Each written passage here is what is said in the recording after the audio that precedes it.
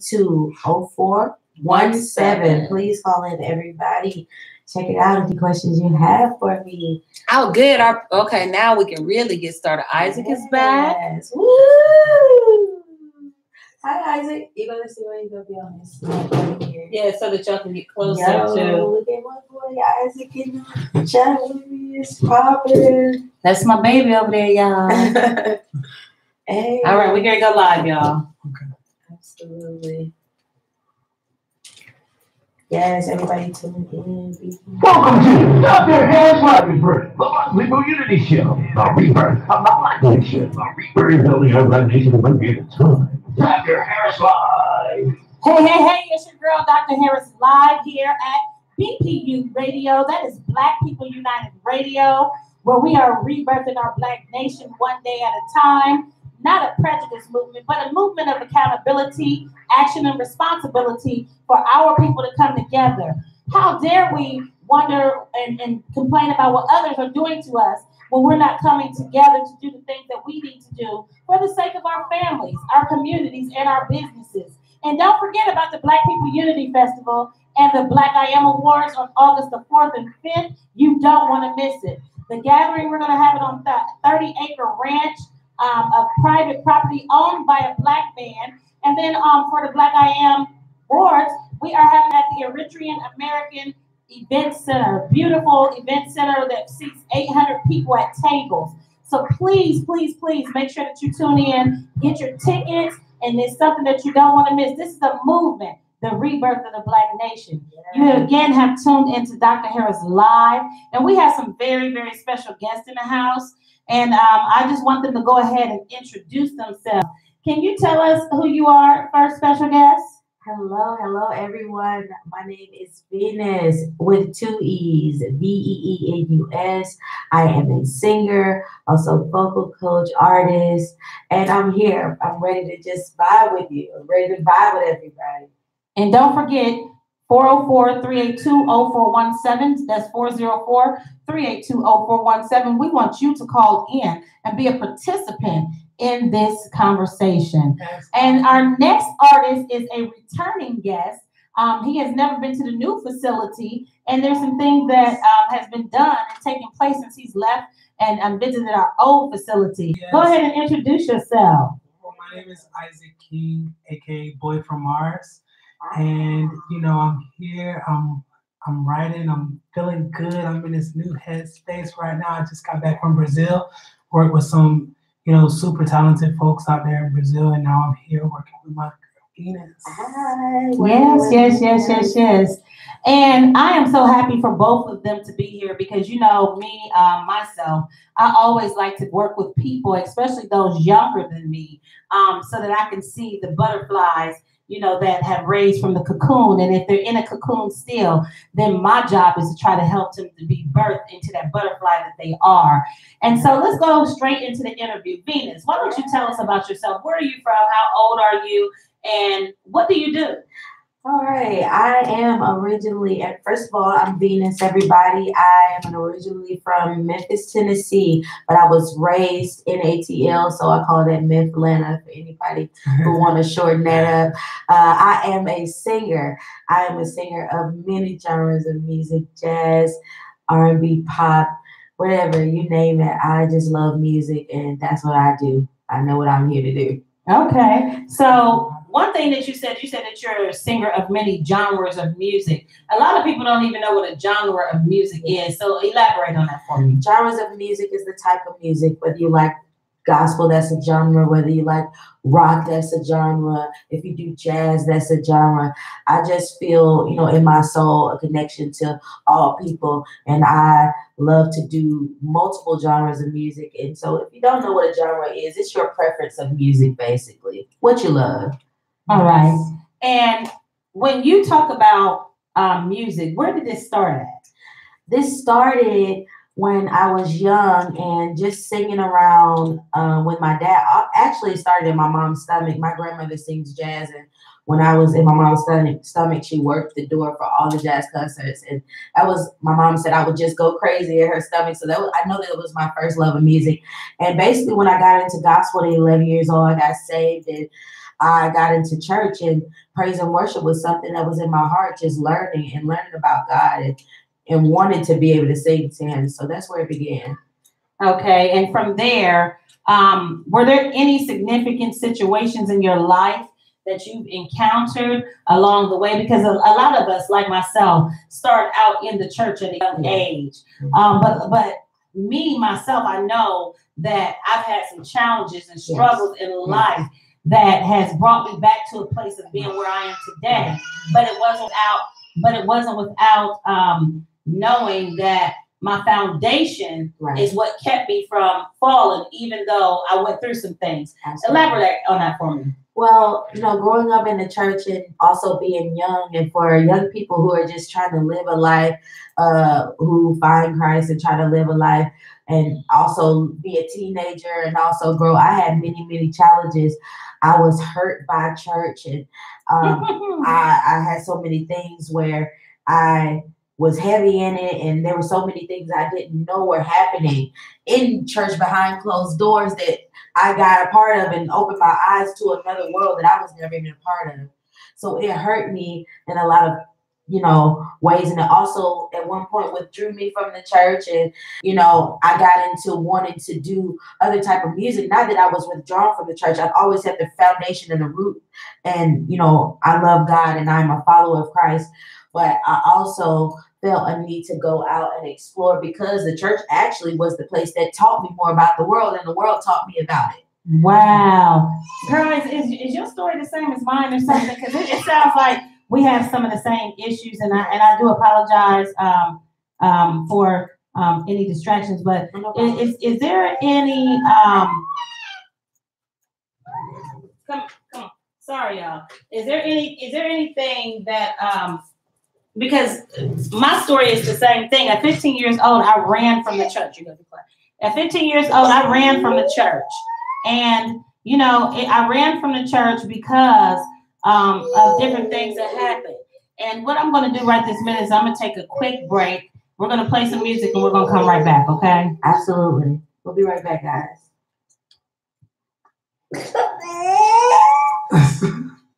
Sorry about that. So I'm here with the most talented. Don't know my Anyway, her name is Veenus, and she's working on her new project, and I'm co-writing on this project, and I'm so excited. Yeah, so we're here, and we're at this radio station, BPU Radio, and we're discussing. So, gotta look, gotta watch. Tudo bom, oi Brasil.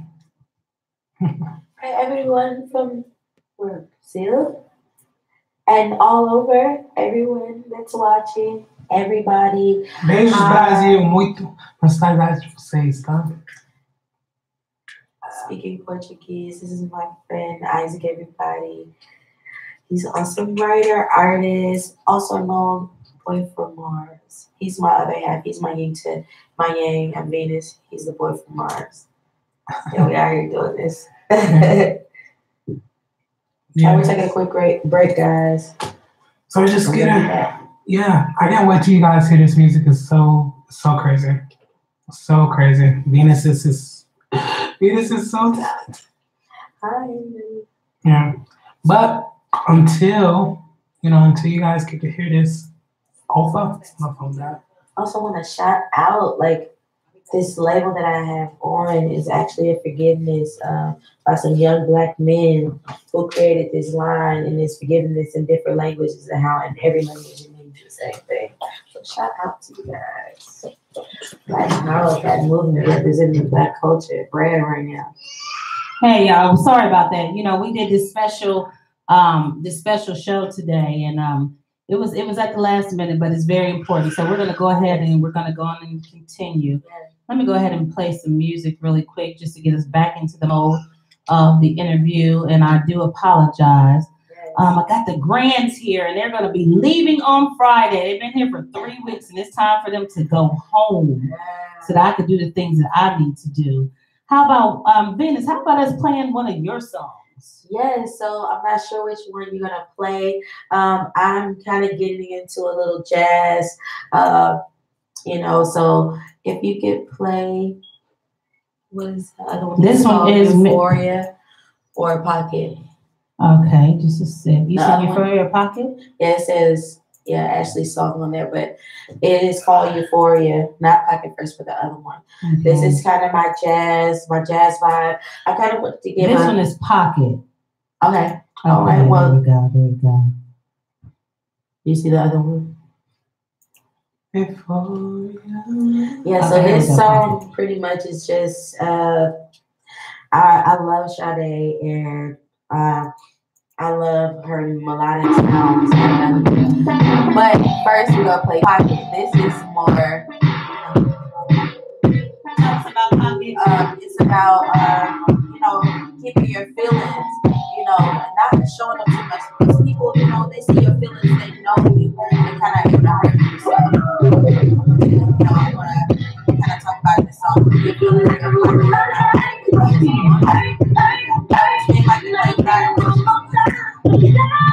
not just as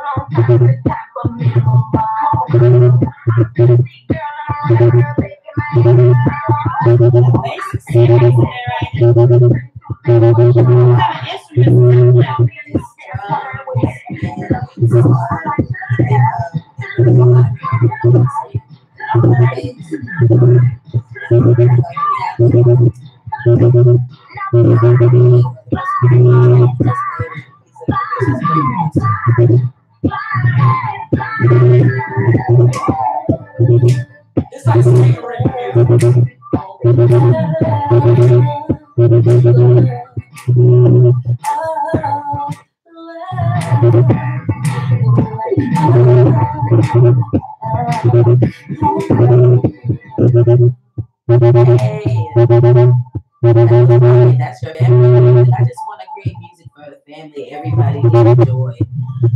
That is not risque. It's not all just talking about sex and all that stuff.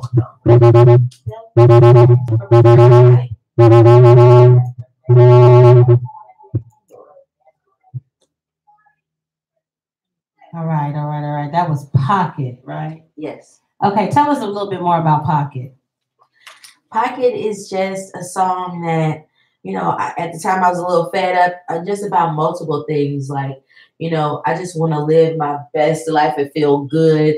So I don't want to have my feelings too much on my shoulder. I want to put them in my pocket because, I don't want too many people playing with my emotions, and I don't want to be too hurt. So it's about that, and it's about feeling good. And it's something to dance to. It's for the families, for the backyard barbecue. It's bridging the gap between the young and the old. That's kind of where I am, and I want to do as far as music is concerned. So yeah, that's Pocket.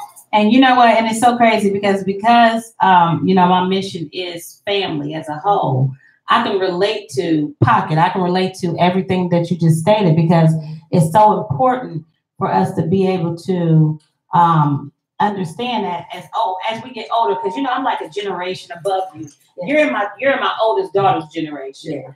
Yeah. But we're only 16 years apart. Right. So we're really growing up in the same arena, Yes. Even though I caught a whiff of the generation before. Absolutely. So I can relate to all those generations from my generation all the way down. But then I also can relate to the older generation because that's the generation that taught us the respect factors in church and all of those things, even though there was a lot of things that was hidden. Yeah. So when you elaborated on something that was very, very important, you stated that you were in church for, some time, and then you left the church for a while. Yeah. Why was that? Just because at the time, I was young, and I've always grown up in the church. So I lived in a dysfunctional home kind of growing up. So church would be my safe haven a lot of times to go. And the church that I was a part of, shout out to LEM, Life Enrichment Ministries, Pastor Liza Pace. She raised me to be such a lady, and she kept a lot of things hidden from us, which was good as children in church because we didn't need to see the problems that were going on behind. We just needed to see God. And when I got from under that, I ended up going to another church with different denomination, and I saw things that I had never seen growing up in church, and it kind of turned me back to a point where I was just like, oh, I can't do this. I started living different type of lifestyles and different things that I knew was not pleasing to God. And I, as a young person trying to make a decision, I just felt like if I couldn't do it all the way, the right way, I wasn't going to do it at all. Okay. So what is the right way, Veenus? Not even the right way would just be fully and wholehearted. Because if you're going to do it, and if you're going to serve the Lord, you serve it with all your heart, and you make up in your mind that you're going to live. Not that you're not going to sin every day, because we're all sinners. No one's even going to die without a sin. Exactly. You can't put a specific sin on someone that is greater than the other. Not that, but the fact that you made up in your mind, because it's the mind, having the mind of Christ, and wanting to be persistent and consistent in your walk with God. Now, I knew that the church that I was in, it was a lot of things going on where I wasn't going to be consistent, persistent, and I wanted to, and I'm not a person to play on both sides of the fence. So I did leave the church, and I did experience some hardships and some growing pains, just growing as a young person, trying to live, grow up, lifestyle changing, trying to find my way as a person, who I was. And eventually, I figured out that I didn't have to feel the way that I felt and just distance myself from my first love, which was God, just because I had some bad experiences. And that's something that we tend to do a lot of times when we run. But you know what? In running, sometimes it's really God protecting us from seeing things that we didn't need to see. Absolutely. Because some things, see, for you, that might have been a different situation for you. But for me, I seen it because it was happening to me firsthand. Absolutely. And see, a lot of times we see things that happen to other people and it's indirect. But when it directly happens to you, then your perception of things ends up being totally different than what they, that they would be if it was if it happened to somebody else. Yes. And see, my perception was all church people was devils. Because of the things that, people in leadership, I was being molested by a deacon. Right. And so because of that, my whole outlook on church might have been different than yours. Right. But when I left the church, I believe that it was for God to keep me away from seeing the other things that would have even kept me away maybe for the rest of my life. Absolutely. And so with that experience, were there things that you've seen in the walls of the church that didn't happen to you but happened to other people? Yes. Or was it hands-on situations? It was hands-on situations. It was, we're going deep here. I got into another type of lifestyle. It was things that happened to me. It was things that happened to other people that kind of veered me away because of just what I just wasn't used to or didn't even know even went on in church, period. I had no clue. I was very shielded and protected, especially with the people that I was raised by and around, as far as, my covering, the people who prayed for me and, and kept me uplifted. But eventually I got to a place where I felt like I was so far gone that I needed to get a hold back to something, back to ground, because I had lifted off too far to where I didn't have no type of direction, no type of, anything. Girl, that's when that song come up to you. Take me back. Yes, Take me back, dear Lord, to the place. Yeah, girl. Yes, because that's what drew me back. It was like, oh, okay, so where was that first place? You know what I'm saying? Yes. So when you got back, then your journey started another chapter of your life. What was that chapter? The next chapter of my life was tackling stability, something that's a generational curse that was in my life going on, and also wanting now also singing R&B and singing those other genres of music that I didn't really grow up on, but embarking upon, you know, the industry and Atlanta's music industry. I learned a lot, and I got to a point where God spoke to me and told me, in order for you to do that, because you are a youth, you are a part of a couple of generations. Not only that, you are amongst the people, but not of the people. So in order for me to do and walk with my light on that side, which is R&B and jazz, and then the secular side, I needed to give my voice back to him. So I ended up finding a ministry, which is Elam, Everlasting Life International Ministries. Shout out to them, where I can do praise and worship and give my voice back to God, just, you know, in that way. Not feeling that I have to just go, you know, so hard or not be myself. They allow me to be myself, but a place where I can also sing back to God, because he gave me the voice. He gave me the gift. Exactly. So, And see, order is everything. And so, you know, it's nothing. This is what I want to put out there for you who are right now in the church or in ministry and or outside of, you know, doing other genres of music besides gospel music. The gift is given without repentance. However, the gift is also given. Yes. And I don't want to put anything else on the end of that, because when the gift is given, what I've learned about music is whatever genre of music that you sing, it can touch somebody's soul. Absolutely. And everybody can't be touched by the same genre of music. It may not be gospel music. It may be a jazz song that's talking about healing or talking about love or talking about, you got to meet people where they are. Absolutely. And when you get to a point that you lose that, then you lose the assignment. Absolutely. See, the assignment is not just behind the walls of a quote unquote church, because, you know, we're the church when we go into place. The building without us has no substance. But the assignment is whatever God has created you to be individually. And then collaboratively, you do whatever it is that, you know, because there's going to be a lot of invitations. You know, people want to suck you in. They want to suck you in. They want to get you into that industry that's designed to tear you apart, instead of bringing you into allowing who God created you to be individually. And then don't get it twisted, though, because people do the same thing. One thing that I learned is, girl, God told me, when you deal with people, you just pray that my perfect will be done in their life. Absolutely. Because a lot of people will pray for things that is not God. Right. You know, they will pray for things that they want from you, but they won't pray for and allow for God to do what he has to do, because everybody's journey is different. So give me just like a flow of your journey. All right. Well, just going forward. I'm sorry. Going forward, my journey is pretty much now that I got back to ground, thank God, and basically have realized in myself that I am young, I am youthful. I do love people. I love music. I love culture.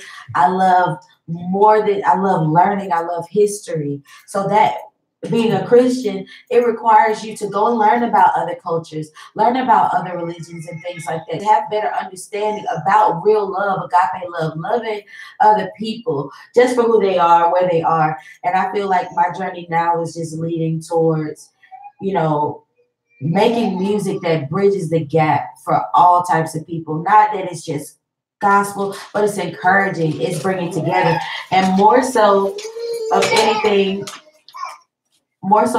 like our black, you know, more of our black people, more of our colored folks that basically need more togetherness. We're going through a lot of segregation. We're going through a lot of things, and right now we need somebody bridging the gap between the hatred, the you know, the depression, you know, the growing pains. Like, I feel like I'm in between a few generations. I still was able to experience my great grandmother, who was a part of my life, and she was in her 90s, and she taught me so much in that respect generation. And then I learned about the generation right before that, which is my mother. I experienced that. Then my generation and the generation below me. So right now, my journey forward is just being the best that I can, just being myself, not realizing that I have to be anybody else, not, competing. There's so much competition. There's so much hatred, especially between our culture,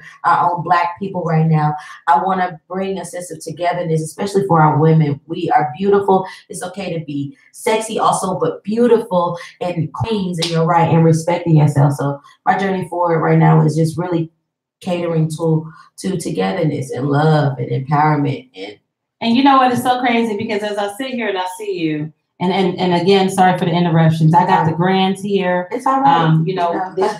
This was not a scheduled interview. It was an interview that we decided to do at the last minute, but it's still gonna be powerful. Yes. And Zariel does not want to cooperate. She wants to be in here with me, but as long as you're quiet, Zari, you can be in here, okay? With me.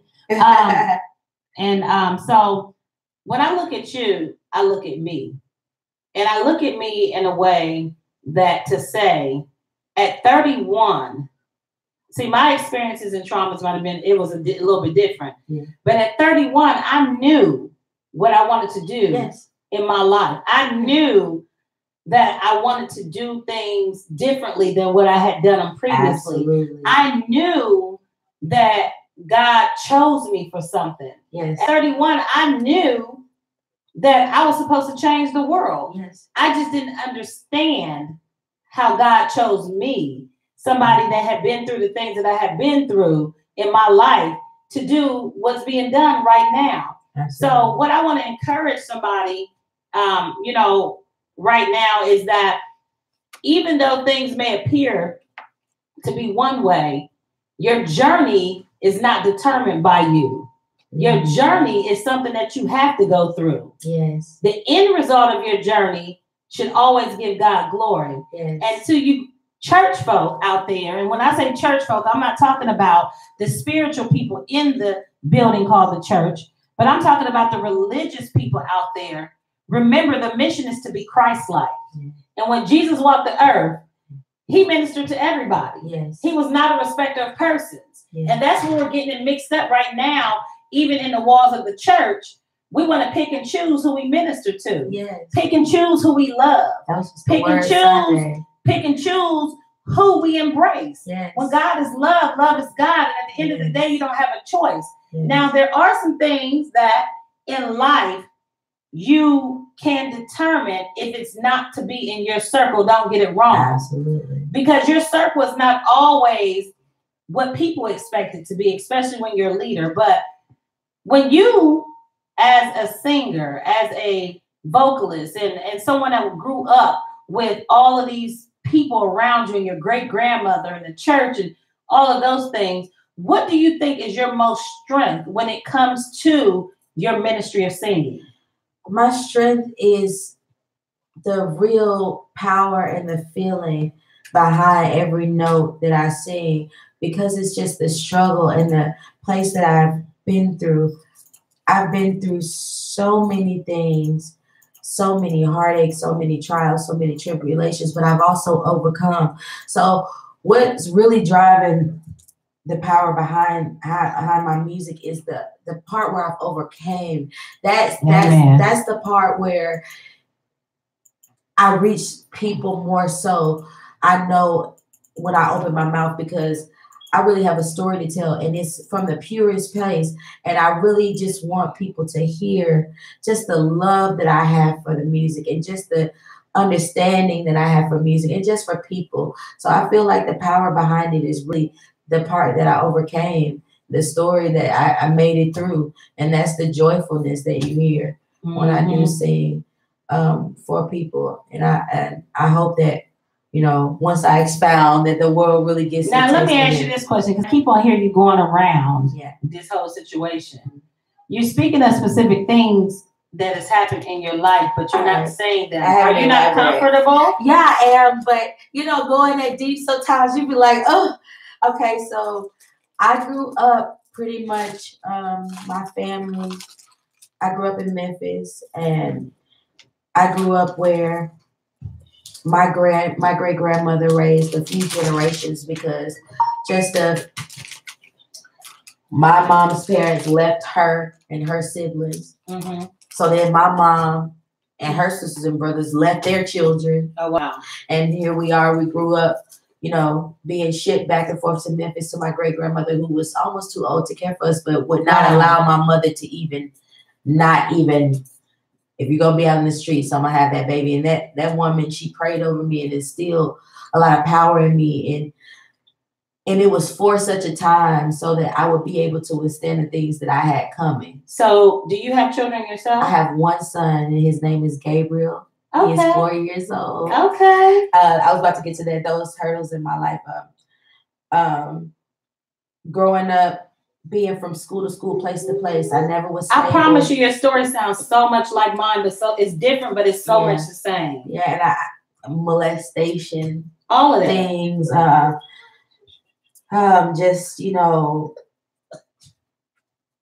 growing up, feeling unloved. You have parents there, but in dysfunction, fighting every day, almost being sent to defects. Those things grow up with you, not even understanding how to fully function as an adult, trying to grow into an adult. Those things were things that I went through, trying to just be heard by people, not feeling like I had a voice to anybody, because I'm this talented girl, but that has always made things happen on her own, went to her own shows, put myself in all the activities in school. No one ever showed up to support. Mm-hmm. Even growing up, anything that I've ever done, I kind of done on my own and no support. So I promise you, you're telling a lot of my story. Now, let me ask you this question, because this didn't happen by accident. This happened, God did this all on purpose. He does nothing by accident. When you felt that loneliness, what did it do to you in your relationships with other people? Due to my loneliness, just in feeling like it messed up a lot of relationships because my heart was so longing for love, and I was always taught about love. I am a person of love. Anyone knows me, it's all about that. If it ain't about that and I don't feel that, then it ain't nothing. But what is love? Love is unconditional. What is love? Love is giving, kindness, understanding. Also, dislikes and disagreements, but working it out. What is love? Love to me is an unconditional thing that people don't know the real full meaning of. Like, you could love your computer. Mm-hmm. You can love your friend next to you. Mm-hmm. But really loving something is to care for it and to nurture it. So if you really have a passion in life, your passion is radio, my passion is music. I put everything into that because it is what I love. Mm-hmm. I want to nurture it because I love it. I want it to grow because I love it. So love to me is something that is grown, something that is unconditional and is unjudgmental. Right. I feel like that's what love is to me. I keep asking you, what is love? Love, and all of the things that you said, it sums it up. My saying is teamwork makes the dream work, and love makes the difference. Yes. Why does love make the difference? Because that's the compassion, I think. Because that's God. And God is love. Yes. And that's why you were able to get through all of the things in your life, because of the love that's inside of you. Yes. And that's the God inside of you. And see, that's what a lot of us have to understand, why we were able to endure. I mean, we know that, okay, I smile all the time and I love people and I want to do it. But when you have that love inside of you, which is the love of God, no matter what you go through, you always bounce back. You always bounce back. It's His faithfulness in Him and trusting in Him and having that belief and that love that he instills inside of you to know that you're not. Now, let me ask you this. Who introduced you to Christ? My great-grandmother. My great-grandmother introduced me to Christ. And your great-grandmother, okay, so when you were with your mother, were you in church and stuff then? Well, my mom at the time was going through, and my mom, I want to shout out my mom. My mom is recovering drug. My mother is a pastor now, preacher, doing well. Amen. And she has moved on her life, her journey. I'm so proud of her. I prayed for her. So my mom was on drugs and in the streets when I was growing up with her, and we didn't have a good relationship because I didn't understand her. And when my grandmother passed, she had to all of a sudden be a mom. Mm-hmm. And here we are back into her lifestyle and not with my grandmother anymore. And the only church was not in my life very much because my mom she grew up there, but she ran away from it many years. And I'm sure that she probably had church hurt too. Yes. One of the things that we have to realize too is that hurt people. Yes. And that's one of the things that we do, we deal with here at BPU, the Rebirth of the Black Nation, is releasing and destroying our pain. Yes. See, in church, a lot of times the things that's necessary in order for people to tap into their anointing, they don't get it behind the walls of the church or the building of the church. They have to go through the struggle. They get it in their struggle, yeah. And then they meet people along the way that have struggled and overcame that, yes. And then they instill something in them to let them know that things can change, regardless of what you've been through. Absolutely. And when I look at you, I look at two things. I look at strength, but I also see the pain that you've endured. And with that, the strength and the pain together, I can't wait to see the next level, because the next level is the anointing that you walk in, and it's going to be different than what you think it is. I'm telling you, it's going to be different than the walls of the church. It's going to be a global anointing that pull people from places that other people can't pull them from. That's why I see so much of you in me. Your story is similar to mine, but I also see the God in you. That's why I want to. What is love? Why do you think you keep on saying love? I've been loving since I was. Because God has always been there in you, and He has always. I tell people all the time. I say, one thing that I can say is this: even from the time I was a little child, I know that God was always there with me, regardless of what I went through. Even when I thought I was crazy, I know that God was always there with me. So from this point, and at this point, I realize that spirituality is my relationship with the Most High. Absolutely. Everything else is stuff that's pushed on us in order for people to get, what they only know how to give. Some people just don't know no different, But going on from this point, you have another song that I'm getting ready to play. And then we're going to go ahead and transition to Isaac. And then we're going to tie this whole thing together. Okay? Absolutely. All right. Let's go ahead and get your song played. This is called Euphoria. Basically, having the highest peak of love. This says Shield, Veenus, Shy, Mill, and Delonte. Yeah, that's just what it is. Okay. But yes, this is about love, and also a tribute to one of my favorite artists, Sade. I love her. I love Sade too. And just how globally she reaches everybody with such a smooth sound, so much soul. This is your favorite. Shout out to Hakeem and Delonte.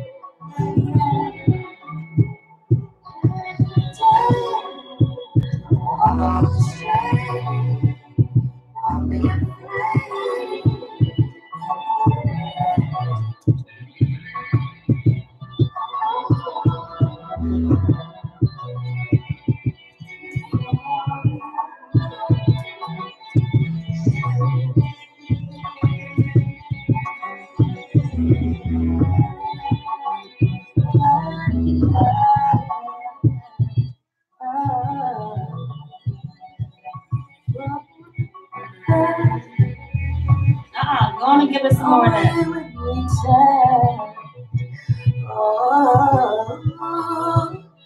Cherish the day, won't go astray, won't be afraid. Yeah, yeah. Okay. I like that. That's that soul music. Yes, you know what I'm saying? I That's that love soul. that. That's that kind of music that I could use that song to meditate. Yes. Like literally. Yes. Like the whole vibe of it and just knowing, I wouldn't be able to meditate to it unless I met the person that actually sung the song. Right, And where it absolutely. comes, because sometimes you can just be meditating in somebody's demons, what Right. I'm saying? but knowing your soul and everything that goes along with this song, girl, it's in my email. I'll be listening to this song. Listen to Pocket and Euphoria for sure. And where did Euphoria come from? Ooh, that comes from a deep place. It comes from me actually having kind of a person kind of expired that situation where, you know, I felt love at the time and intimacy with a person, not just being sexual, but just when we around each other, I reach a point of euphoria. And even it's about my music as well. Every time I touch my music and I sing music, I reach a point of euphoria. So I have a song that so do you write all of your own music? Yes, I do. And have you ever had with them as well? Have you ever had anyone else write a song for you? Oh yes, I love that. I'm accepting all songs. Yes, I would love that. I love to turn people's poetry into music. Also, I love, you know, anyone writing a good song for me. I definitely love the challenge. Wow, because I have a song. You know, I write music and I've been writing music for a long time.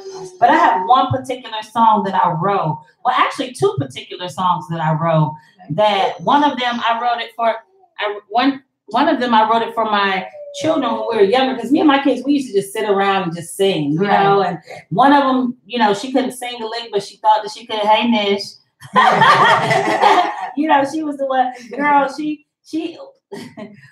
Girl, she tore silver and gold up, and I don't mean in a good way, right?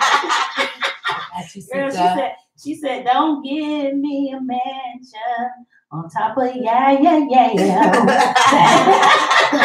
Not on top of that here. No, of the yeah. You know what I'm saying? Because she never knew the words of the song, and then you have. Okay, I'm sorry. I know that you love to sing, girl, but you sing it, baby. That's right. Girl, she loves to sing this. It, every song that comes on, you will actually hear her voice singing these songs, and you're like, "Are you?" I was just thinking that she was up here looking like. Yeah, did you see when your song was playing? She was grooving like. She looked at me like this, like, "Oh, okay." No, that's how she is, and I'm like, "Wow, this is like a repeat of one of." You know, and then you don't tell them to shut up because that might be just like I don't tell Bella quit flipping around because you don't know she may be the next gymnast. Yeah. Now you have to put everything in order, and so tell us more about Gabriel.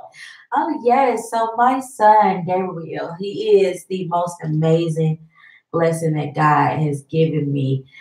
What place were you at in your life when God gave you Gabriel? Oh man, I was kind of in a rebellious place when God gave me Gabriel. I was in a forward motion of things coming together, but I also was in a rebellious place of what God wanted me to do at the time. And I remember going to see his father and God sending a lady to send me a word to tell me, do not go. And don't go there. And I went anyway because I wanted to do. I'm hard-headed and something I'm learning about myself.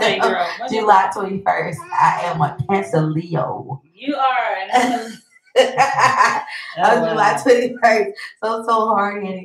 And, I got a word. August 21st. Oh, wow. Exactly. A month away. And, God was telling me, don't go because he knew he was preparing me for something else. I could have went another route, but I'm a firm believer in when God says he really turns things around for the good of those that love the Lord. It may be a bad situation. You might be doing the wrong thing, but when he got you, he got you. So I basically went and, I did my best thing. I was in a relationship. I thought I was going to get married, all those things. Mm-hmm. And then here comes Gabriel right when I knew it should have ended. I was about to leave this situation. Like, I'm gone, I'm out, I'll never see you again. Oh, and here comes Gabriel. And I'm stuck in it. And God said, you have to go through this because you need to learn, number one, that it's not, hell in you having the baby because that's the blessing. Because that's what's going to teach you the lessons. Absolutely. So, Gabriel came in a place in my life where I needed to learn a lot of things. Mm-hmm. And he taught me a lot of things about responsibility. God knows just what to do to save our lives. So I beg to differ. The place that you were is a place that you were supposed to be. Right. At the same time, yes. Yeah, it was. Nothing happens by accident. And a lot of times, the things that we think are the worst things in our life or the worst decisions that we made in our life, a lot of times they're the best decisions that God created in order for us to settle down and get into a space of trusting and believing and molding and making in him again, you know? And it definitely molded and made me. I love him with every bit. I have never got that unconditional love that I always felt in my heart. He confirmed it with my child. That the love that I first had for God, he confirmed it. It was like falling in love with my first love again, just having a son and having someone to look at you and not judge anything that you've been through, not look at you like you don't have it together, but look at you as mommy, like I need you, and that, you know, I need you to that unconditional love. And that unconditional love that I was looking for so long. Girl, God filled my void 6 times, back to back to back to back. Cause you see, my voice was probably a little bit deeper than yours. Yeah. I needed more than one to love me to know that love was real. Well, I had a little brother that I raised growing up as well. Mm-hmm. So he was a lot of birth control for me. Just God, I'm telling you, listen. I didn't have my first baby till I was 27, and that was because my little brother, Amir, shout out to Amir, shout out to AJ, I raised him, and my mom always made sure he was with me, so I didn't have a chance to. What does AJ stand for? Antonio Jr. Oh, okay. As my brother. Because I have an AJ too, Ashton James, one of my grandsons. Girl, 12 grandchildren. Oh, wow. That's a blessing. My daughter just had twins last week. Wow. And then my other daughter just had twins in October. Yes. And then I have them from her age. She was the youngest into the twins. Mm-hmm. And so I have them from 1 to 9. So, not only did God bless my womb, but he also blessed my children's womb too, which is, it's very. And we need family. We need more of that. And not people downing you because your family is growing. Mm-hmm. We need more family. We need more babies and more moms and more grandmas and more dads and grandpas. We need this. So I see nothing wrong with expanding families because we need that. We got to make sure that we're raising them properly. Right. When we're stretching, we got to make sure that we're stretching in a positive direction. Absolutely. So that we can leave a legacy of great things in our family instead of everything always being, so hurtful. Yes. So now let's go ahead and tune into our next guest, Mr. Isaac King. Woo. Yes. This is what I'm Mr. Isaac King, back again at BPU Radio. How you feel, Isaac? I feel very good. I'm here with this good energy flowing through, and God filling this room, Like you said, he brought this together today because this was a very much so impromptu interview. And so today I feel great, and I feel honored to be here with both of you. So So the last time that we came together on a really serious note. Mm-hmm. We were talking about releasing and destroying your pain, and you destroyed your box. Since then, what has happened in your life? Ooh, so since then, wow. I actually traveled to Brazil. So right before that week, before you went to Brazil, before I went to Brazil, I moved to California for a month. I was there. I was really trying to dive deep into who is the Isaac King that I want to be. Mm-hmm. And so I lived there for a month. I dabbled in a little bit of this, in my sexuality as well. Mm-hmm. I got to see exactly who do I want to be? What do I want to embody? And so then I moved to Brazil, and I was able to tackle the music side because I've always been very musical, but I never had like Veenus was saying, she didn't have that backing behind her. That support. Yes. And so when I went to Brazil, God made a platform for me to be able to have this setup where I was able to create, where I was able to showcase and write with names in Brazil, big names in Brazil, and create music. And it was one of the most fulfilling moments of my life. And as a young indie artist and as a young male, I felt very validated in those moments while I was in Brazil. Okay, so let me ask you this question. When you were because I spoke to you a few times when you were in Brazil. Yes. And every time I spoke to you, I just, I heard you growing. Mm-hmm. And sometimes when you see a person growing or hear a person growing, you don't always verbalize it. Right. You just continue to pray, God, whatever your perfect will is, just do it in their life and protect them in the midst of it. Yeah. And so, when you were in Brazil, what was the most challenging thing that you experienced? Well, because I was interning, so I had, I guess, a few challenges, but I guess one of the ones that really affected me the most would have had to been just race relations in the country. I lived in a predominantly Caucasian part of Brazil, the south of Brazil, which is Florianopolis. And I suffered actually some abuse while I was down there in Brazil, which was okay, you know, in itself. But that was one of the most challenging moments that I faced while I was in Brazil, just because of the color of my skin. And I had to use that experience. And once that happened, God allowed me to make that experience mean something. Mm-hmm. And I had the opportunity to create this song called Master. And before I left, I showed you Gay. Mm-hmm. I had the opportunity to live that song, to really expound upon that. Mm-hmm. And when I created Gay, I was in a place where I needed that. Mm-hmm. I needed that. Mm-hmm. I created Master, but I didn't feel that at the moment. It was just impromptu. It was coming to me. It was like, okay, like, all right, God, thank you for blessing me with these 5 songs that I feel like that are hits right now. But when I was in Brazil, I needed Master. Master was something that I needed at the time. And so I created this song, and I wrote to it, and I had people, you know, play, and it was perfect for the setting that I was in. So one of the most challenging moments of my life and an experience in Brazil would have to been that experience with the colorism and just, you know, racism in general in Brazil.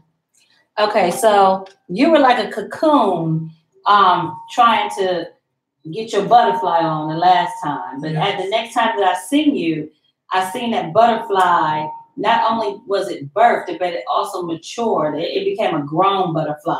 What was that transition like? A lot of falling and getting back up again, and falling and getting back up again. Yes. You know, through my experiences in life, and I've you know, given you a little bit about my history, and just for the people that don't recall our last interview, this, you know, I've been through a lot in my short amount of years. Hold on, Nish, I see you joined in. We were just talking about you, girl, singing your silver and gold when you were. Hey, Nish. Yeah, that was Don't Give Me a Mansion on top of the yeah, you know. Shout out to Benjamin Scott, yo. Shout out to the Scotts, yo. All right. And so, Isaac, when it comes to now your music, you're more, it seems to me that you're more serious about your music now. And so what made that transition come about? So I'm gonna, or should I say more comfortable? Okay, I can tell you the experience. Okay. And it happened kind of flawlessly, you know, that gave me the courage to be like, okay, I can do this. Like, it was always my first passion, but I never had that support prior to be like, you got this. Like, this is, you know, my family and friends just tell me, oh, you can sing, but you'll never be a soloist. You'll only be big enough or good enough to be a backup vocalist or anything like this. Or you can only be second as. Are they crazy? I mean, what did they not see? I don't understand that, because the first time that I've ever heard your voice, it influenced me so much. My spirit started ringing. It's so amazing. And it's amazing. It is. So It made me start digging back into, because I had left singing and all of that stuff alone, you know? But it made me go back into praise and worship. It made me go back into so many things. just so many things. And it's on a different level. And between the both of you, what I'm seeing right now is that God is transitioning the soul back into music. You know, a lot of times when you hear music these days, you hear all of the mess. And we kind of had this conversation today, because we were focusing on a song that is going to be a hit. It's going to be worldwide. Amazing. Wait a minute, is this song gonna be done by August? Yes. Oh yeah. Yes. Yeah. Yes. Okay, And it's so- an island feel. It's gonna be so big. It's so Yes. amazing. It's I called mean, amazing. can y'all do any? I mean, I'm telling y'all, put y'all on the You spot. ready? You ready? You want to do a little? I think Come on, I can y'all. try to do a little bit because we just kind of got the words, but you got to get a clap or something. You gotta do See, Isaac ain't see the spot. He got right with it once in a while, But no, it's I just I don't even I want to keep it, because it's so amazing that I want to keep it until it's good enough that we can give a stamp to it. So it's not that I don't want to share it because when you okay, well, feel forget it, that song. We gonna see that on August the 5th here in Stone Mountain, Georgia. called The Black Amazing. I Am Look out Awards. for It's it. called It is Amazing. coming. All right, but Yes. now you ain't off the hook though. Yes, sir. Let's see. Let's do what we always do, Isaac. Let's put a word on it. Your word. I want your word to be love. So you got to come up with something, create something. But I'm gonna let Isaac start it out because he does this so often. And let's see. So silly, Yours is gonna be love.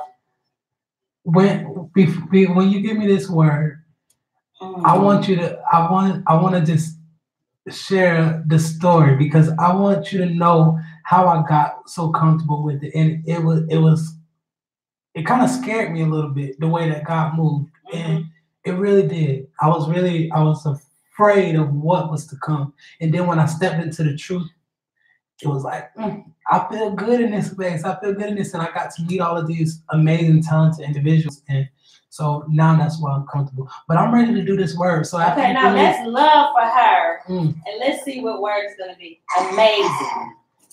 Then it's the song, y'all. It's like right. It's all right. Wait, is that the name of the song? Yeah, but that's good though. That's good. Okay. That's good. I guess. All right. So Amazing. give me an emotion. I need an emotion. Can you give me an emotion? Amazing. Doesn't have to call The it. way, okay, just think about this. The way you help me in my life is amazing. Okay, feel it. I gotta get the juju going. Yeah, Juju. whatever you got to Juju do, whatever you got to do, just get it. Get the juju right there.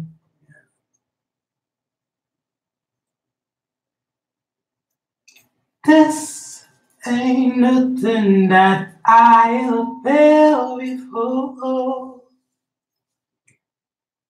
This just got to be you. And what you do for me, I can't know. I got you, baby, yeah.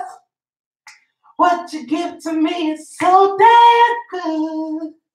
What you do for me, I can't get nowhere else. Baby, you, you are amazing. Oh, now you give me love and we're going to come back to this amazing right there. Alright. Y'all see what we're doing? So it's a totally different song. No. You want me to flow into him? Yes. All right, let's go. Okay, so amazing love. Yeah, all right. Then you're going to go back to amazing and you're going to close out with love. Alright. Amazing. Go ahead. Amazing, amazing. I got love all in my heart. I got love deep down in my soul. Oh, I just want to love you unconditional. Oh, it's all about love. Oh, in your soul, in your soul. Amazing, amazing, amazing, amazing. I got amazing, amazing, amazing. Oh.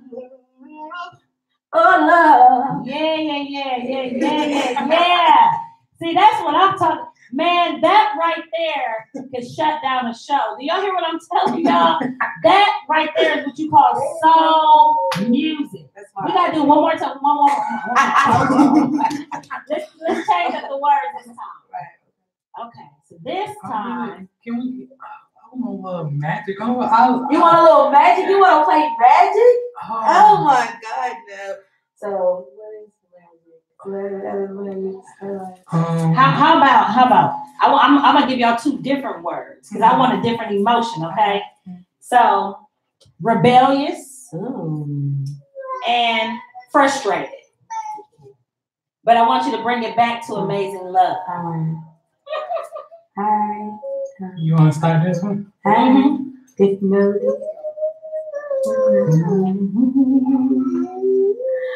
I was so rebellious. Oh, rebellious. So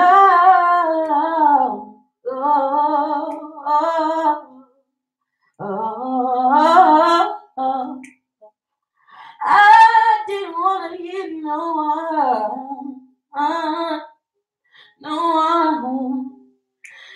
one to tell me where I should go.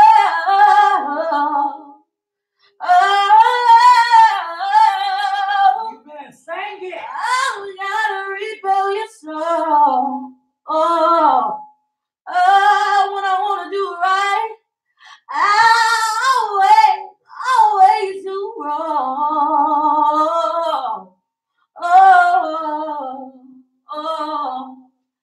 That's why I lean on God. I lean on God, for His amazing love. Oh yeah. I get the chills every time these women sing, man. Right. This is very, very awesome. But you were supposed to come in with frustrated. I got too caught up in it. I got too caught up in it. You can have somebody sing Your like voice that. is amazing. It really is. That's the word of the day. Amazing. Your voice is amazing. Yeah. Oh, okay. Zara says she want to sing. Sing it, baby. Come on, Zara. boo. Let's sing it. Want to to get the sing? mic? What you want to sing? A, B, C, D, E, F, G. It's all right to be shy. It's all right to deal with a little stage fright first. Okay. You got your microphone? You ready to sing? She is the most adorable. What is her name? One more time? Zaria. Zaria. Shout out to Zaria, everybody. She's in here feeling it with her baby awesome singing. And she loves to sing. This is really She's cool. She's not even 2 years old yet. She's so cool. And she sings full sentences more than she talks. That's the weird part about it. She sings more than she talks. She Does was her sing. parents sing?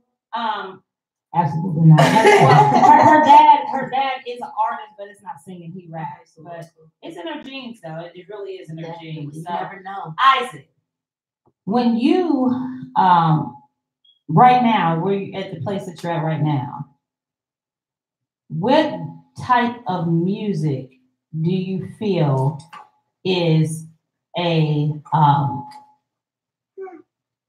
explanation right now of where you are when it comes to your music? Because I know that a lot of times, even though your voice is soulful, a lot of times you go into different, into different things. Mm-hmm. So where do you see yourself right now? What place do you see yourself in when it comes to music? Okay, at this moment in time, I'm very much so in like a writer's mode. I'm just shelling out music. So every day as a creator, as an artist, I'm affected by everything. Everything that you're saying to me right now, it is touching me in a way.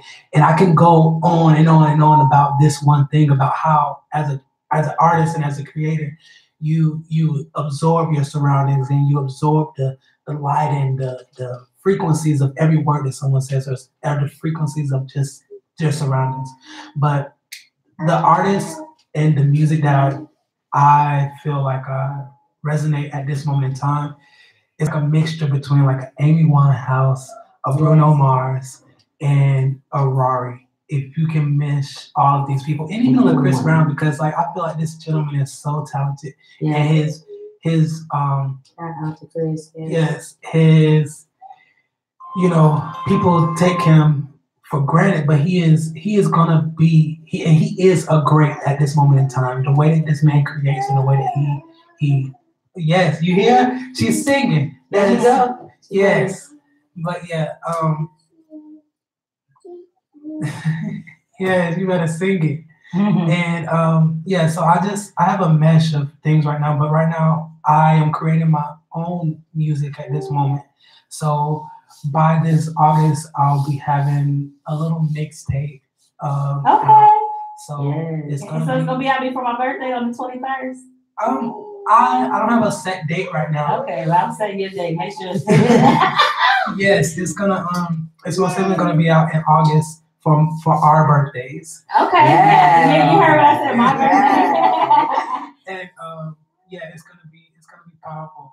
But I'm more so just in a writing space right now. I'm just absorbing so I can create content for the stories that I feel like people need to be told right now.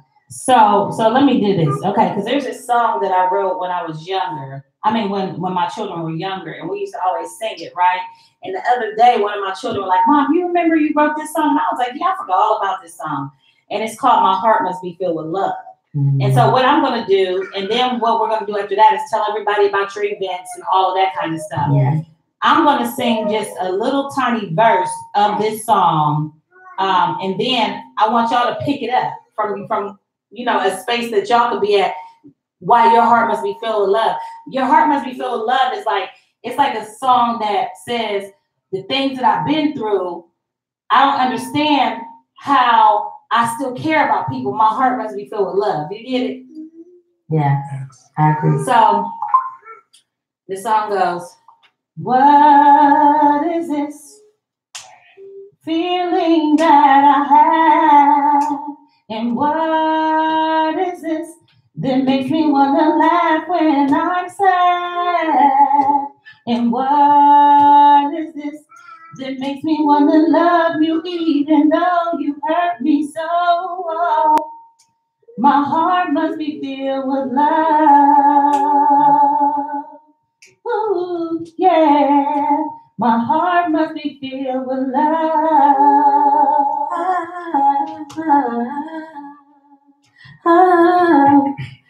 Say, what is this that puts a smile on my face? What is it that brightens up my day?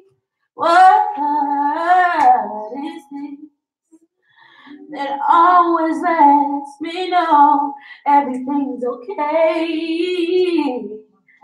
And my heart must be filled with love. Yes, honey.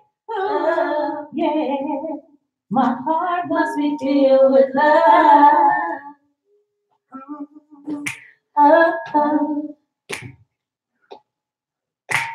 What does this feeling mean to me? How should I know it's real for me? Don't you gotta tell me every day? 'Cause I know my heart must be filled with love.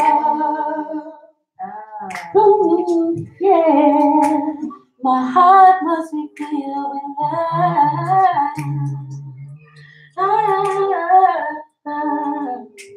My heart must be filled with love. Yes, I love that. I love y'all. See, it's not a lot of people that can tune in. You know what I'm saying? Like that.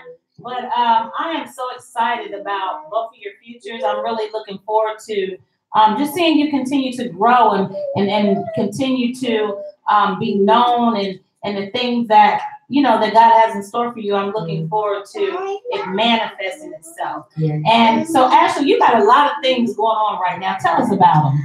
All right. Well, I have upcoming this Saturday actually. I'm having a band audition at Elam, which is Ellie. Well, say Ellie, no, Elam Everlasting Life International Ministries. Whoop, whoop, whoop. Shout out to Pastor Giles, First Lady Giles. Thank you guys. They're hosting it. I'm having a singer, band, a guitarist, drummer, uh, any instrument you play audition because we need to put something together so we can bridge this gap between the young and the old. We can put some of this new funkified soul out here, and we can create something for the city too. This also is going to be a branch off for three different situations. Band for my church as well, a band for me personally, Veenus, and my journey and the shows that I'll be booking soon. And also, I'm about to create a shed, an artist and musician shed out here for all musicians, all singers who just want to come in and play together.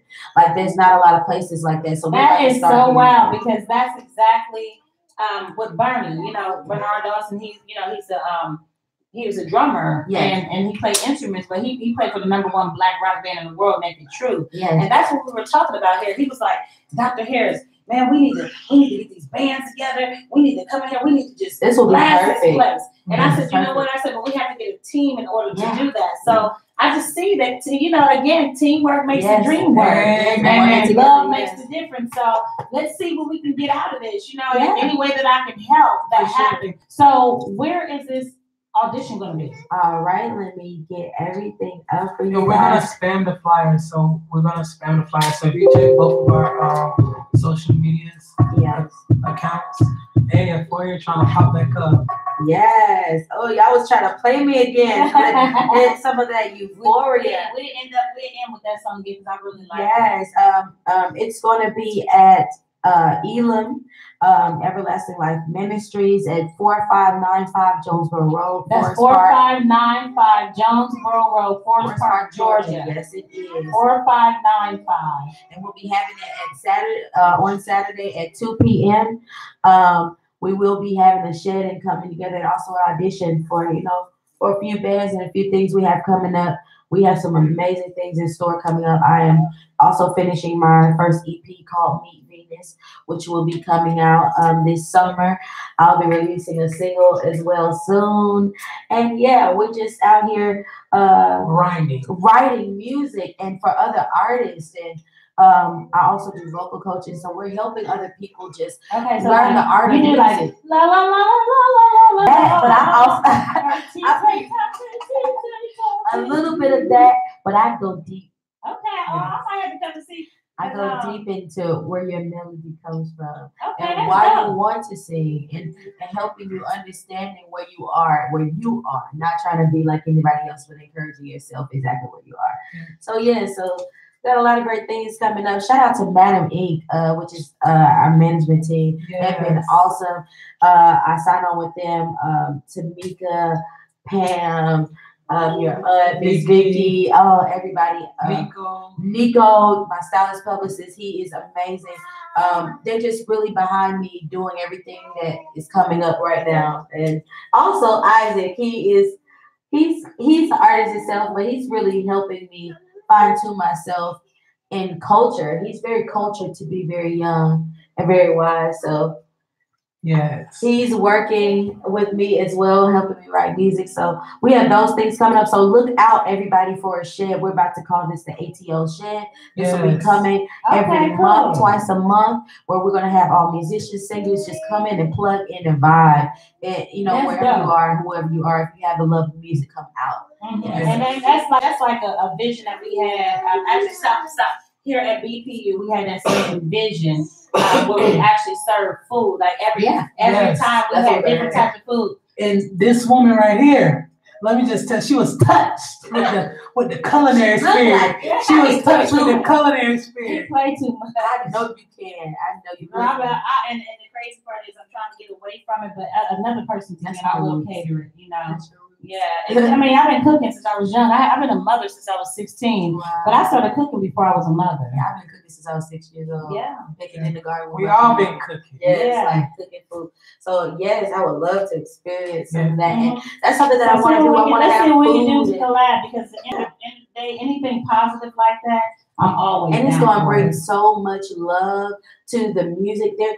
In Atlanta, there's a lot of everybody getting on with their singles and different things, but it really is going to bring the culture together for people just to really meet and to experience another artist close up hand. You know? This is going to be a place where everyone is welcome. Everyone. No bias, just good energy, good vibes. Like, the Shed is going to be the spot. The Shed, the spot. The Shed, the spot. Okay. Yes. And, you know. So you already have a spot for the Shed? Well, we're starting, we want this. When I walked in here, this is almost perfect. We're going to have 2 separate sheds, 2 different ones. We'll probably do a gospel one. We'll do a real full one where it's everybody. My church will be hosting like one of the sheds during the week, which is Elam, where it's just going to be, we'll have refreshments, but it's going to be more so of that jazz and that open. And if you will have us, we will be in the shed at BPU. And we will have something major where you it's got all a type of dope music. Guitarist, drummist, and he looks pianist. like we have a house band. He loves that. That's his pet. He loves. I'm so interested in working with. He loves to play. You guys on that. Bernie, stick your head in here, please, Bernie. Please, Bernie. This spot is awesome. Yes. Thank you so much. And it's going to be more and more awesome because, we're going to have more and more awesome spirits coming in here. The doors are open to the church. The doors of the church are open. And the church is people that come in here that have an understanding that everything that we do to empower and embrace one another is definitely necessary. And that music is healing. Yes. Music is more than anything else. Music is a healer. It crosses cultural bounds. It crosses languages. Does. Like right now, we're both working with international artists on records. And that is something that is so powerful. Music is the only thing that can seep into someone's soul and change their mood. Absolutely. Because it's the vibration of music. It's the tones in which Absolutely. Now let me ask you this. When it comes to everything that you're doing right now, when do you take time out for yourself? So that's something that I'm struggling with right now. That's the hard part. But it has to be done. Like right now, I'm on a self thing for the next 2 months. Me too. And self to me means nobody else can get in your space while you're in self, because that space that you're in is your creative space to flourish and to birth the next thing that's supposed to be birthed out of your womb. It's just like birthing children. It's 9 months to carrying a baby. Well, actually 10 months to carrying a baby. And once you give birth to that baby is now living, and you have to nurture and love that baby and teach that baby. See, one thing that I realize is that your gift still has to be taught by you. Absolutely. It has to be nurtured. And a lot of people spiritually don't even understand that your gift still has to be taught by you. Meaning that your gift is a personal thing that you have to continue to pour into. Absolutely. And that's taking time out. So if you haven't took time out for yourself, make sure that you are. Because a lot of times the weights of everybody else's life will hold you back from getting to this place that God wants you to be. Absolutely. Not saying that you won't get there, but it could delay it. And right now we're in the last and final days, so we don't have no time for nobody to delay it. Because tomorrow's not promised to nobody. No, it's not. Tomorrow's not promised to nobody. So just remember that you have to always take time out for yourself. Absolutely. And then also take time out for family. Yes. And that's what I've been doing this whole week. Even it's been a challenge for me to even have my grandchildren. My other daughter just left the other day. They came, she brought her 4 children and her extended child. And that was 5, 6, 7, 8 grandchildren, And I literally a few days didn't even come to work. Right. Because the importance of family is very, very, very, very important. Yeah, it is. And so the Rebirth of Black Families, y'all remember, on August the 4th and the 5th, the Black People Unity Festival will be held at 3332 Butner Road Atlanta, Georgia 30331. That is at the BK Ranch, which is a 30-acre ranch that's owned by a Black man. He owns 14 horses. And he's going to also teach horseback riding, but I'm also going to award him. He doesn't even know that he's going to be honored at the Black I Am Award. Why? This man rides around on horses and gives kids shoes and clothes and food and feed the home. He does so many things. And guess what? Fulton County is only giving him problems. They hate that a Black man owned that much land. And so he's allowing us to have the Black People Unity Festival on private property. Absolutely. And it's going to be super dope. That's amazing. And then the next day, y'all, August the 5th, which is also my mother's 65th birthday.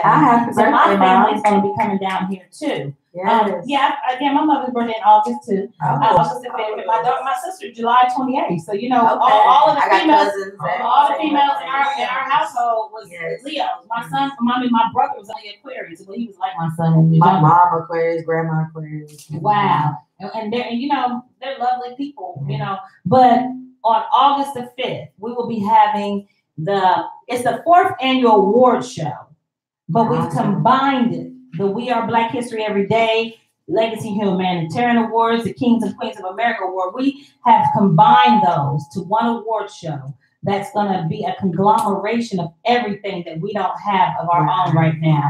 It's going to be a combination of the Grammys, the Oscars, the BET Awards, and the Stellar Awards. And it's called the Black I Am Awards. The Black I Am Award stands for Beautiful Living Ancestors Controlling Kingdoms. That, you know, we have to understand that we are beautiful as people, but we have to learn how to be beautiful from the inside out. That every day that we wake up, we are living.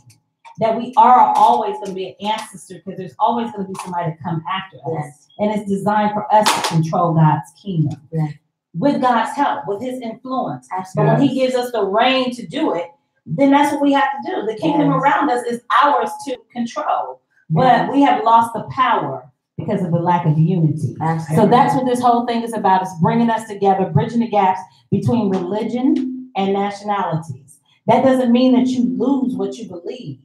That only means that you understand that God is a great, big God. And there's certain things that God does in order to bring his glory all together at the end. And that is, you know, understanding that your life and the Christ in you can become the Christ in somebody else that never knew what Christ was. So with that being said, I want to thank y'all so much. Thank you so much for coming in. This won't be the last time. No, it won't. Actually, I'm gonna have y'all come back in because I'm gonna need to before August the 5th. I need to.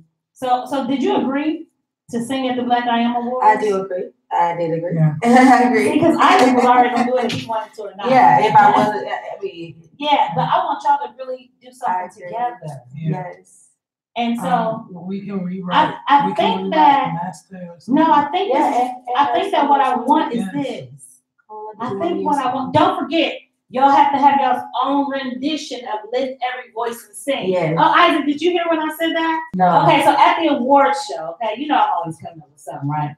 At the award show, because it is a unity thing, we are going to be doing our rendition of the Black National Anthem. So every artist that is performing at this award show will have their verse, whether it's a spoken word artist, whether it's no matter what genre of music, and we're probably going to have some there that are of different cultures. But at the end, we all come together with the Black National Anthem. And DJ Get At You of Hustle Game is actually going to be DJing for us. So he's already putting together the show track for the Lift Every Voice and Sing, so that when I know the singers, I know what place to put them in so that they can get ready for August the 5th. I am so excited, y'all. I'm excited about our future. This woman, I just want to say thank you. Really. Because you don't know, like, you set me up to go on that experience. And you told me something. You said you don't need to give too much of yourself. Pour out all of yourself and not focus on yourself. Before I went, because I was so focused on how I was going to make sure this experience. And you know what, Isaac, the sad part is, I still need to work on that myself. Remember, I told you the thing is that ministry is manifesting inward nourishment, interpreting spiritual truth, projecting yourself. So sometimes, you know, you can influence and minister into others' lives. But ministry is a two-edged sword. It's two things that happens in ministry. When you speak into somebody else's life, either God has dealt with you in that situation, or he's dealing with you in that situation, or he's going to deal with you in that situation. Absolutely. So you just bringing that up again, it made me realize that I'm on the right path. So I want to thank you as well. Yes. Thank you, because it's not about me. It's not about you. It's about us. Yes. At the end result, individually, yes, we need it. Yes. Collaboratively, yes, we need it.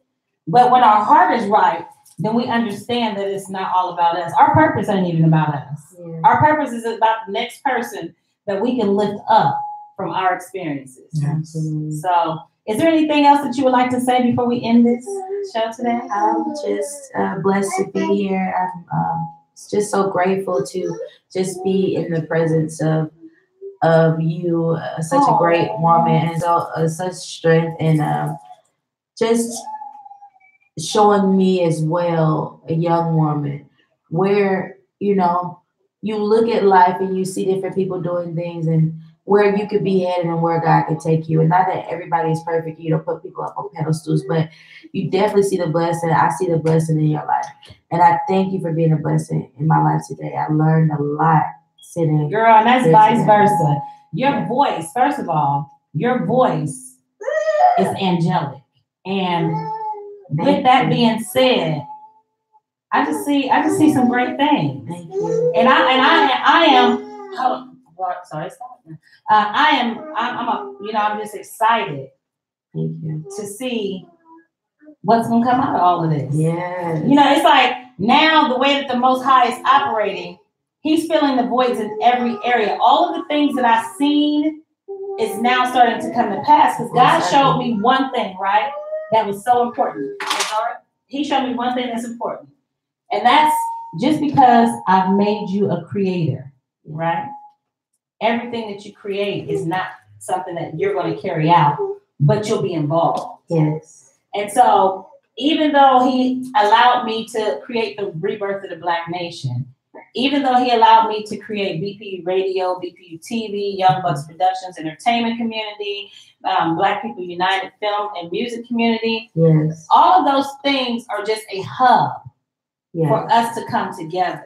Absolutely. See, the creator, when you create the mission, then you also have to have the hub so that things stay in order. Right. Order means that everybody that's supposed to be in place, they're in place. And as we're working, now we're also rebirthing Black Wall Street. Oh, yes. Yes. And God showed me that we're going to be rebirthing Black Wall Street through film, yes, and media. And that's what we're doing right now. And that's what we're doing right now. It's the new Hollywood. It's the Black Hollywood. Atlanta right now for us people that are. You know what? But I don't even want to put that on us, and I'm gonna tell you why. Why?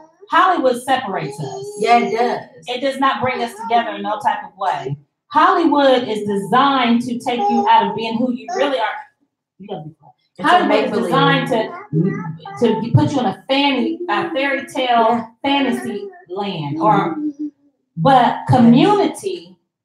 Yes. The word itself means join together, come together, come together. So that's a double portion of coming together. Absolutely. So we have to get out of the mindset of Hollywood and get in the mindset of pushing who we are without Hollywood, because Hollywood might not even give you a chance. Yes. But we gotta break the mold. We're breaking the mold. Right? But I feel, even though, I use Hollywood just because that's the closest thing that we have to mimic. Yeah. Mm-hmm. But this space that we're in right now, this creative space, the upward skill that we're trying to grow as this Atlanta, the Black culture here in Atlanta, is going to surpass Hollywood. Did you see that? That's what I'm trying to say. Black Panther was the number one superhero movie of all time. Right. And see, even though it was made by a film industry in Hollywood, but it was of our people, But see, the problem with that, and this is what we always have to look at, and this is not a prejudice thing, but it's a true thing. Yeah. The writer and the producer was not Black. We always have to have somebody else tell us how much of a superhero we are when we should see it ourselves. And so we have to get out of the mode of allowing for other people, again, to tell our story. We need to tell our story. Why should somebody else tell our story and get paid billions of dollars and we get paid pebbles? Right. Why? We have to start looking at these things. If we're going to get the mindset of rebirthing Black Wall Street, the ways that they've done it before, it failed, just like the Civil Rights Movement. Nothing has changed. I heard him on the radio talking today and asked if Dr. Martin, because today was the 50th anniversary of Dr. Martin Luther King. And so I heard them asking, would Dr. Martin Luther King be happy at what's going on today? I said a portion of what exactly. One of the things that I said in my speech when I received the American Foot Soldier Civil Rights Award like 5 months ago, I said, see, Dr. Martin Luther King had a dream, but God gave me a vision of how to fulfill the dream. People don't understand that a dream has to be fulfilled, and you have to have a vision of how to manifest the information or the situation in the dream in order for the dream to come true. And I said, what Martin Luther King missed was this. He wanted to join everybody together. Yes. That was the wrong approach. Because how can you join everybody together when your own people are not together? So this is what the movement is about, not prejudice. This movement is to change the whole world to fulfill the dream of Dr. Martin Luther King. Yeah, he really wanted everybody to come together. Yes. God wants everybody to come together. But that is not, going to happen until we deal with our people. Yes, our own selves and what's within our own selves. I just believe right now we're in a time where there's been so much fake going on that people are searching for a realness and a truth and a foundation that is strong. So I feel like right now our culture is rising up. Spirit of Nat Turner. Yes. Yes. We're transcending or anything that they could have expected, because us as a people, us as a Black nation, we're gonna surpass that, because we are the originators, we are the founding fathers. As much as they take that away from us as a people, we are the founding fathers. We are everyone. Which is the basis and the root and to everything that we have going on.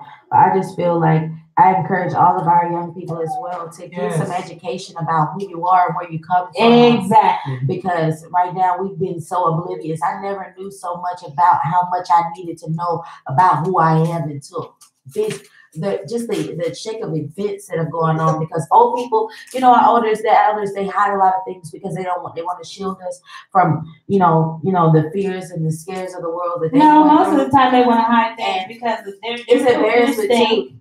There's a lot of things that happened that was pushed under the rug.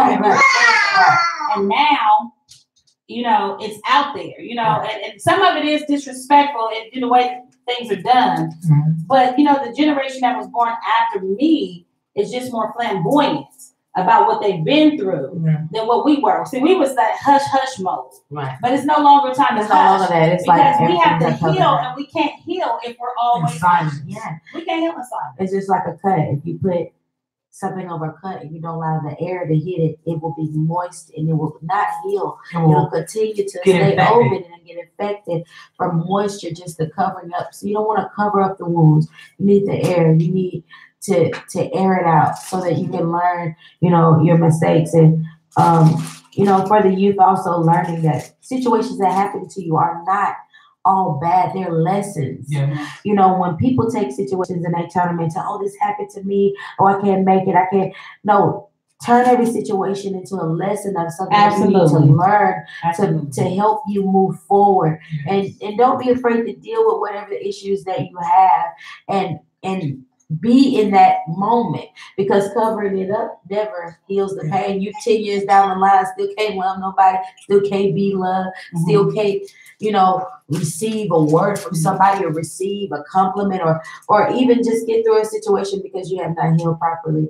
So back to what I was saying, definitely get to know us as Black people, young people. We need to know who we are, where we come from, so we can know where we're going. Absolutely. Absolutely. And ending, I just want to say, everybody just end with a positive affirmation about yourself.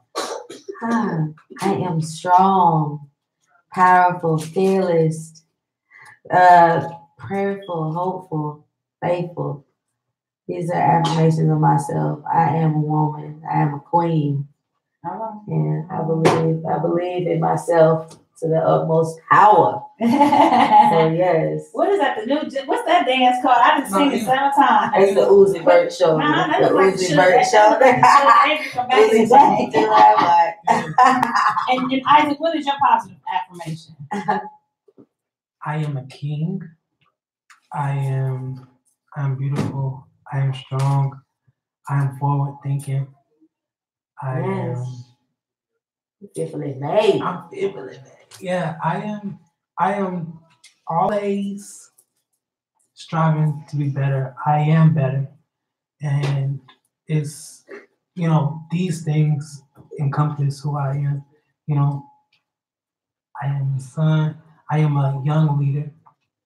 I am a Black man. And a lot of people take that they take that out of the equation sometimes because when I'm in certain groups of people, they only see me as a man, but they see me as a gay male. They see me as all these other things, but they don't talk about a Black man. They don't talk about the struggles as it is to be a Black man. And I'm sure as a Black woman as well. But I have to make sure that it's known because I am a Black man. And every time I walk outside the door, people see me as a Black man. But in certain groups of people, in certain communities, they don't see the struggles that you have to go through. So they just say, oh, he's a guy, whatever, blah, blah, blah. But when you need to see me as my color, you'll see it. So I am a Black man, empowering my other Black men to rise. Well, in my closing remarks, my affirmations is, I am a queen. Amen. I am made in the image and likeness of God. I am a creator. I am connection. My job is to connect our people for the sake of the whole world changing. Yes. That is amazing. Yeah, that's what. Is it an easy task? No, it is not. And we want to thank all of our YouTube people that tuned in today. Thank you, everybody. Y'all are tuning in more every day. Getting the views on YouTube. Right now, this is being shown on the Music Variety BPU Top Media International page, but it's also being shown on like 4 other Facebook pages. So the views will be, even though when you connect all of the pages, you don't always see all of the people that's on there until after the fact. But I looked on my phone and we got some great views. Awesome.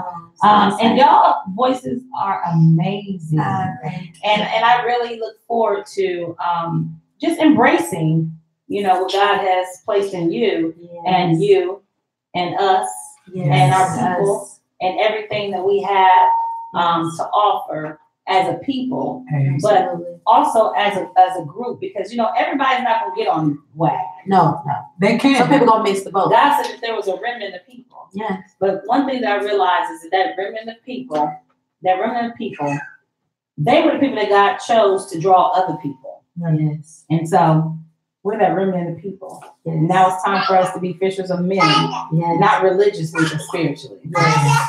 All right, y'all. Let's go and end this show. And we're going to end it by playing Euphoria. Yes, again, this is Euphoria, guys. Yes. This is one of my jazz joints. Please enjoy it. Thank you guys for tuning in. Thank you, YouTube, everybody. Thank you, everybody. And y'all, the next time we're going to promote the show even more. So, Boy from Mars on IG, Isaac King on Facebook. Yes. And I'm Veenus, _Veenus with 2 E's on Instagram, and Ashley on Facebook.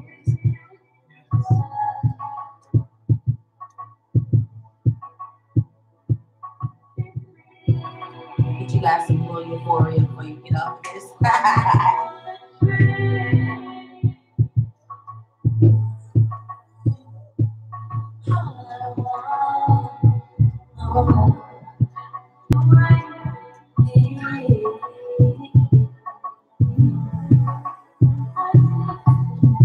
I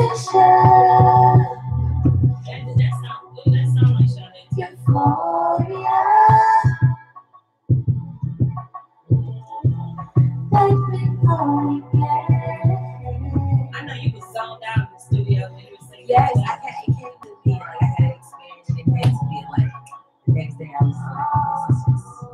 So what does euphoria mean? It's the highest one.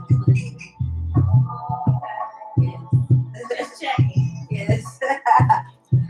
Highest one of pleasure.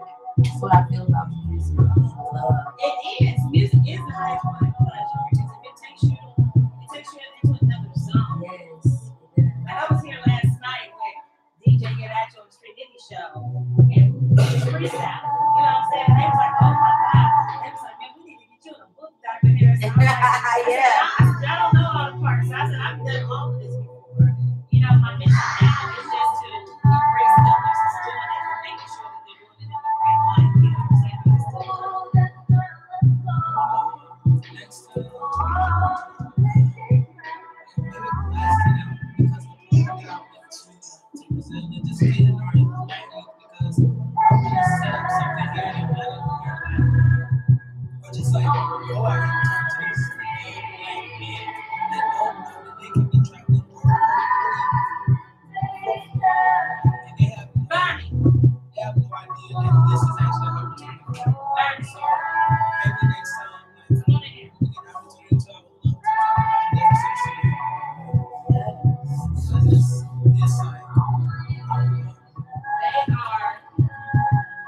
They're getting ready to have an audition for her to get a band together. We're about to You heard her singing? create a shed out here for just musicians to come together and just play. Singers and Ain't that musicians. exactly what we said we wanted to do So here? that's what we're already starting. We just have to just go to the shed. I'd love for the second part to be here. I know some musicians and older cats. I do jazz with different things. I do a jazz show with my brother. Tell her where you came from. Jazz, blues, Yes, yes, I know. Yes, no fault. reggae. Yes. All of Somehow I that. ended up in a black heavy metal band in Europe. I know about that band, which is one of the most awesome bands ever. We used to tour, we were trying to get all the black bands to come together to do the hard rock stuff. Yeah.